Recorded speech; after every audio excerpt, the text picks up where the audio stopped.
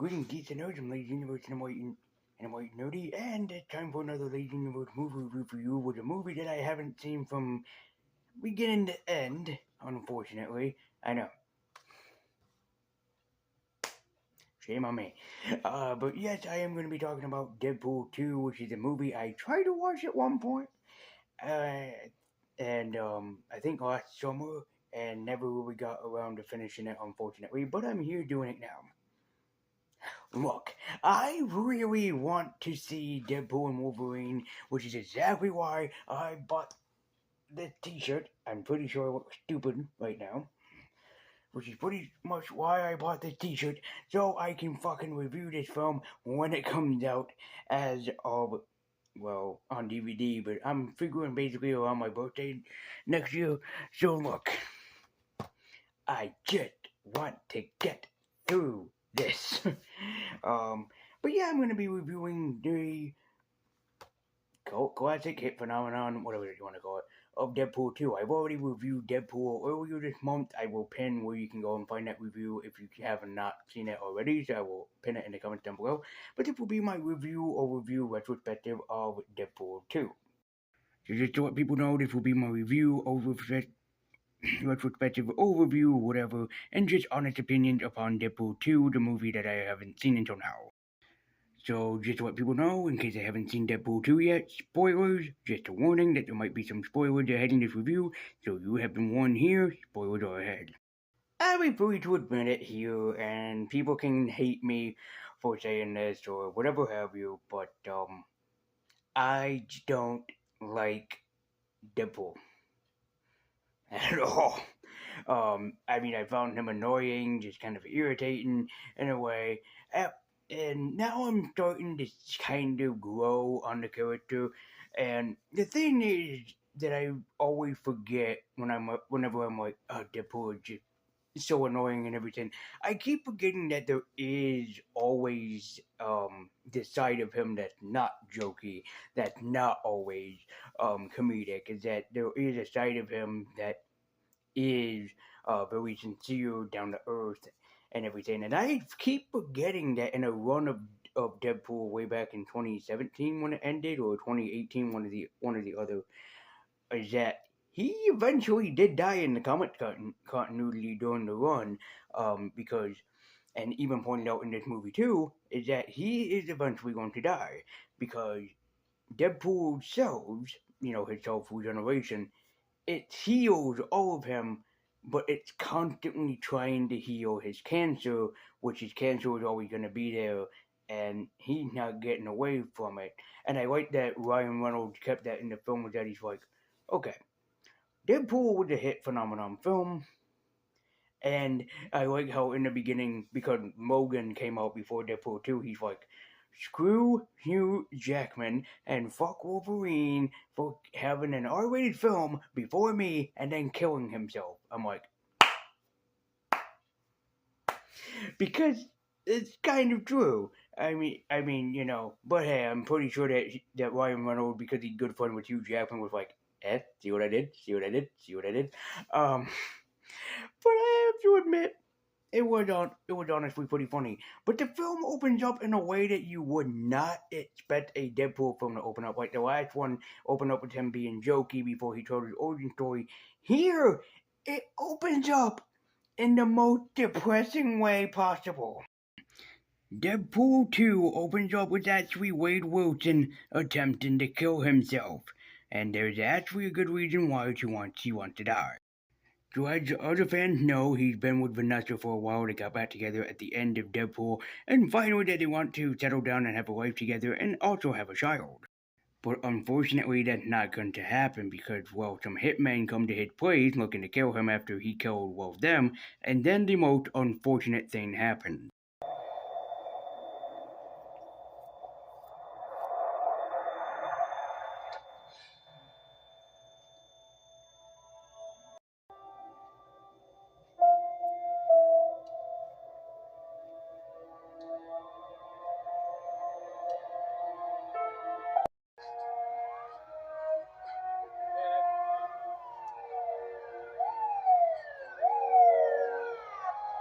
They got the shooter. to freely admit this right now. This film did make me tear up, but it wasn't this moment.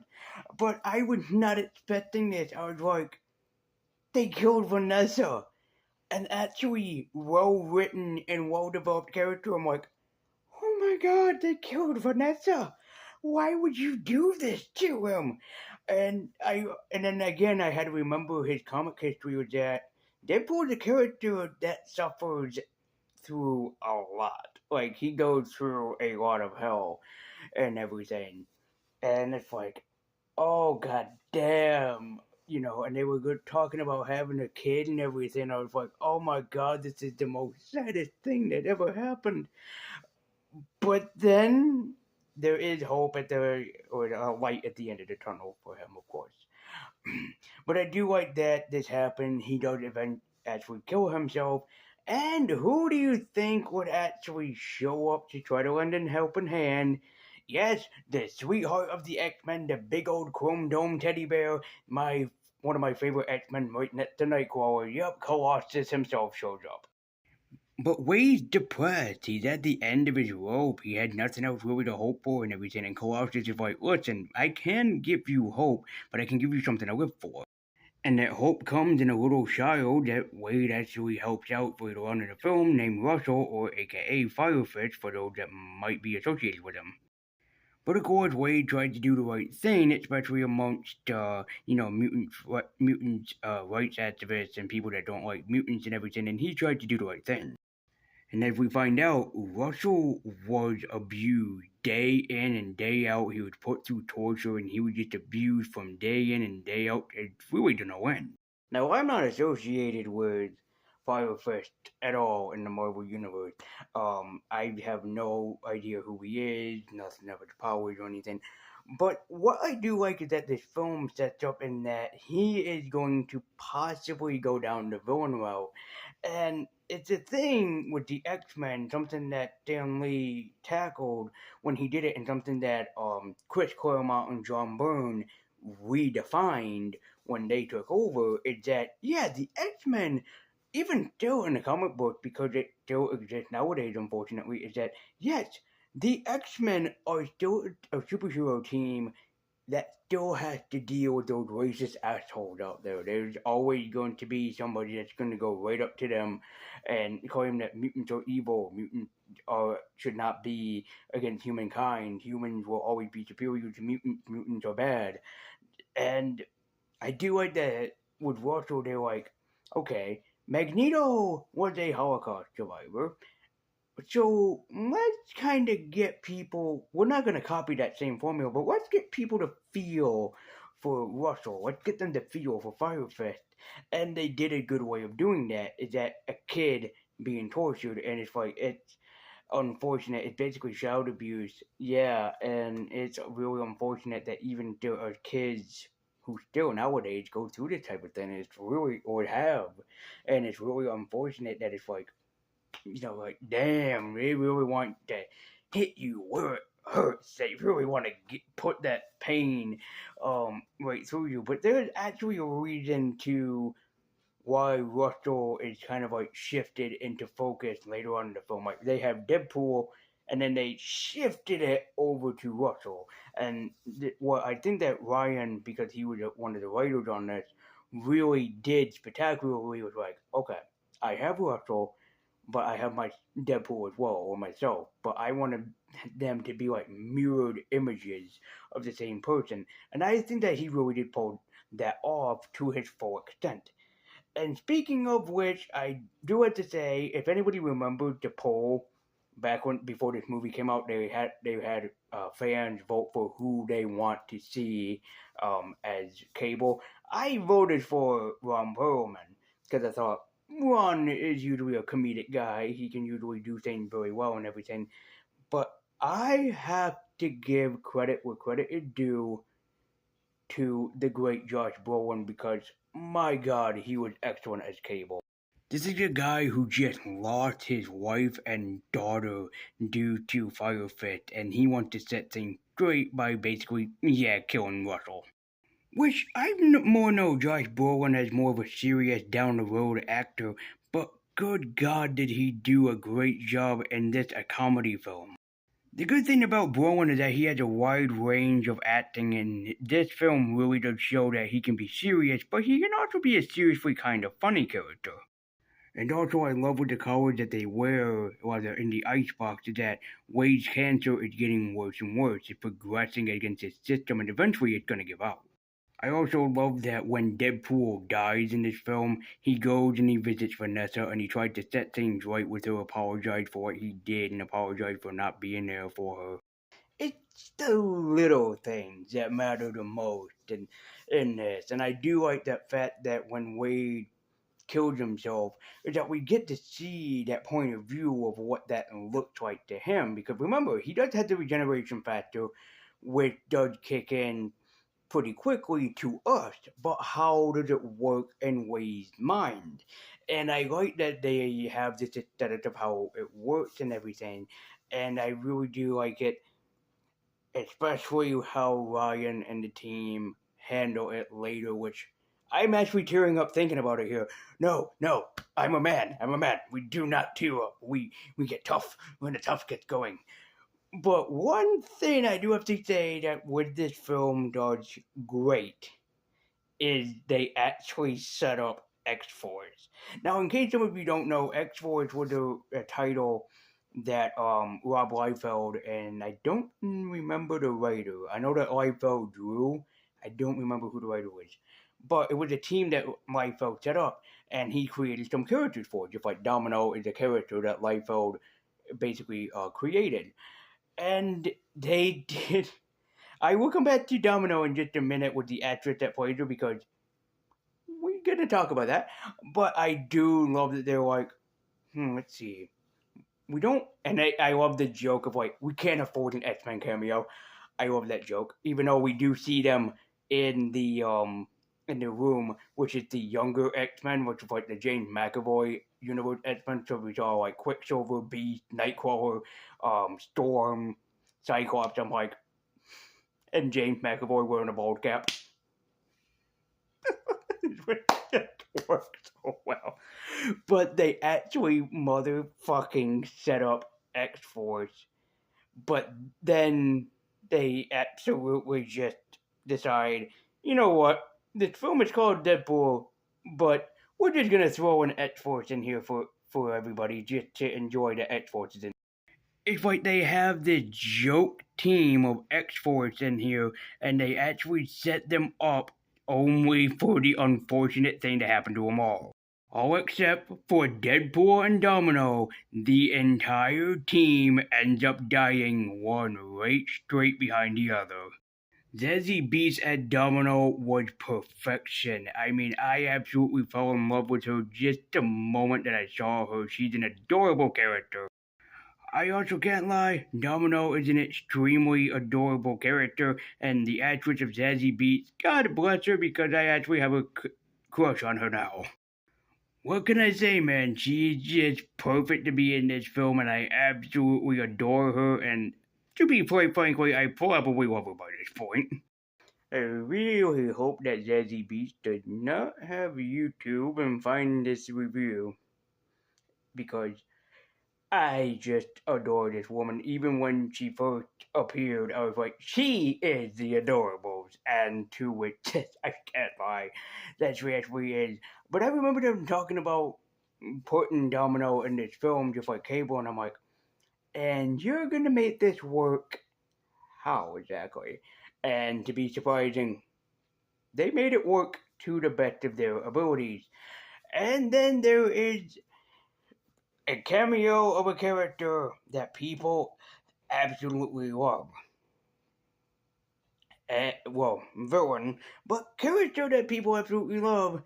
Though I was not expecting Juggernaut to be CG, but then again, in the Marvel universe, Juggernaut is supposed to be like 7, 8 foot tall, so it does make sense to make him 7 to 8 foot. But I was not expecting Juggernaut to pop up. I've heard people joke like, "Oh, hey, did you know that Juggernaut is in Deadpool 2?" I'm like, yeah, nice joke. It's probably just like an Easter egg type of thing. No, Juggernaut is fucking in Deadpool too.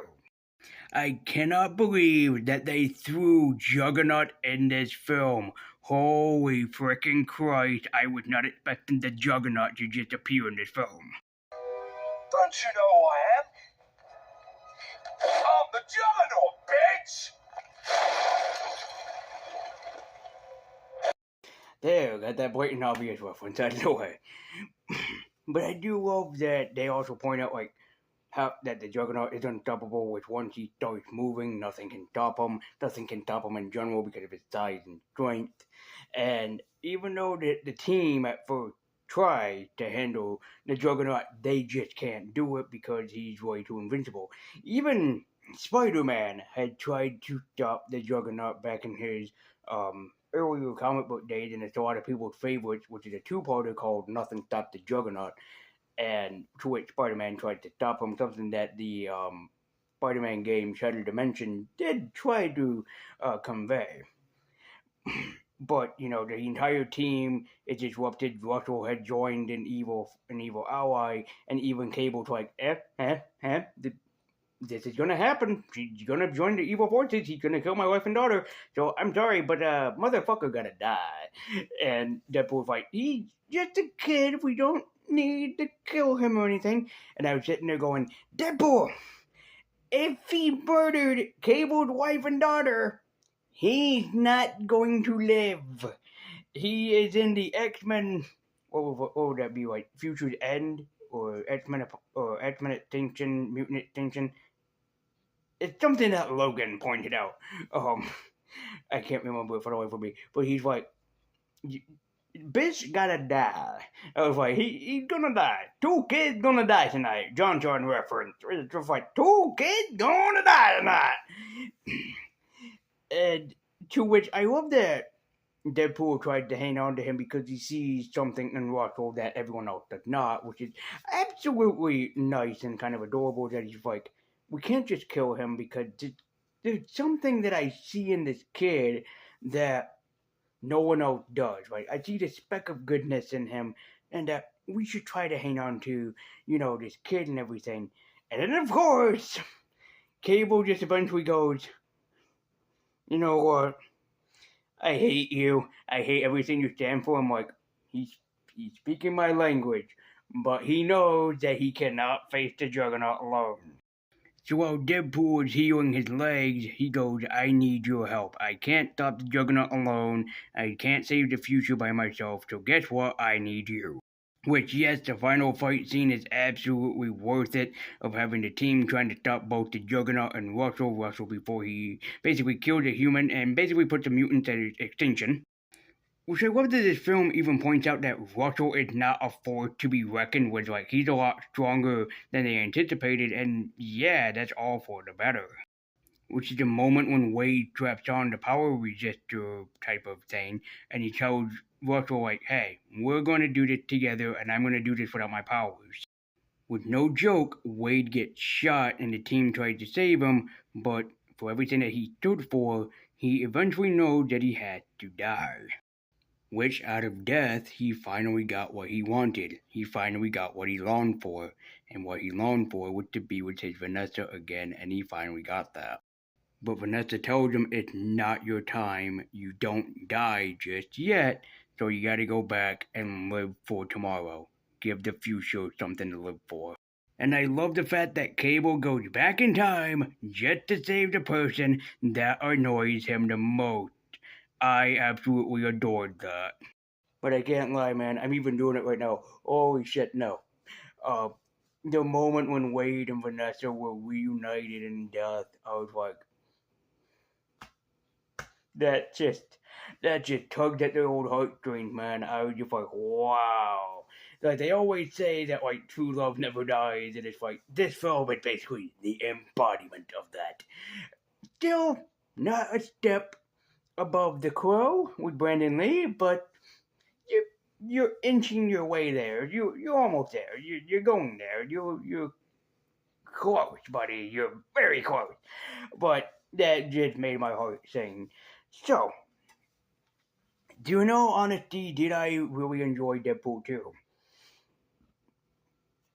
I enjoyed it a lot more than I bargained for. It's greatly written, greatly acted, and especially everything that is involved was just a wonderful masterpiece. To which even the end credit points out that Deadpool is going to use Cable's jumper. Basically, is that Deadpool had Yukio and Warhead work on it, and to which they fix it. So Deadpool goes back in time, which that explains it because Logan is technically dead by the point of this in the Marvel Cinematic Universe.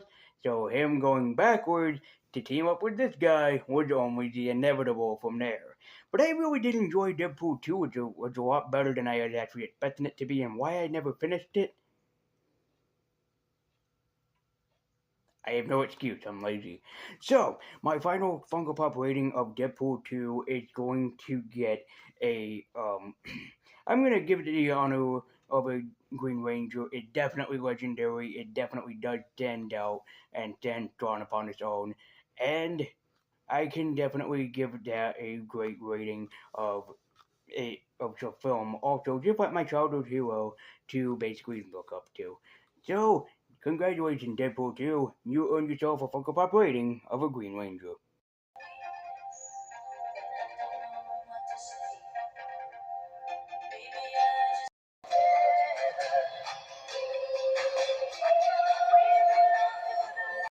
Guys, as always, thank you so much for watching me. So, like, comment, and subscribe, follow me at Twitter, link in the description down below. I'm going to use the Tablet Nerdy. Keep your channel on and let me know what you think about Deadpool 2. Is it a masterpiece? Did you like it? Did you not so much like it? Let me know in the comment section down below. And please do not spoil Deadpool and Wolverine for me because I am waiting to see that next year. And it might be on my top 10 either best contenders or best films of the year list from what I've heard. And there's still people out there that's still calling it the worst film ever. And it's like, yeah, sure. I've seen films that you people called masterpieces into which I called pieces of shit on this channel, so don't go there. So, thank you guys so much for watching this review. Be sure to do all the YouTube things. Be sure to like, comment, subscribe, share around the internet if you want to, and let me know your opinions on Deadpool 2 in the comment section down below. I want to hear them. So, and also, do you like the shirt? Do you like the shirt? Do you like the shirt? Let me know about that too in the comment section below. But thank you guys so much for watching. I believe you watch. Have a nerdy keep your on. And as always, and until next time, guys, take care.